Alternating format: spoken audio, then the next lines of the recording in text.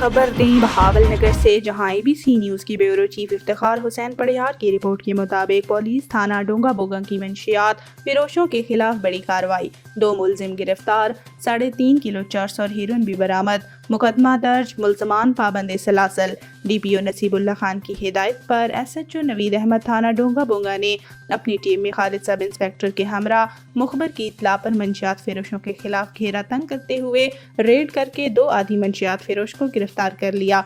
मुल्जमान के कब्जा से 3.5 किलो से ज़ायद चर्स और हीरोइन भी बरामद कर ली। पुलिस ने दोनों मंशियात फिरोशों के खिलाफ कार्रवाई करते हुए मुकदमात का इंदराज करके पाबंद सलासल कर दिया है। इस मौके पर SHO थाना डोंगा बोगा नवीद वड़ाइश ने मीडिया से गुफ्तगू करते हुए कहा कि DPO नसीबुल्लाह खान की हिदायत पर मंशियात फिरोशों के खिलाफ क्रैकडाउन जारी रहेगा ताकि माशरती बुराइयों का खात्मा मुमकिन हो सके। उन्होंने शहरियों से भी अपील की है कि पुलिस का साथ दें और शर पसंद अनासिर की निशानदेही करें ताकि जुराइम की सरकोबी की जा सके।